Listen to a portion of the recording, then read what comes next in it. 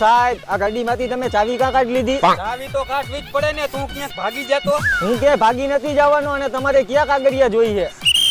અવા ધીરો રાખ. આ ગાડીની પીયુસી, આ ગાડીના કાગળિયા અને આની આરસી બુક લાવાલ.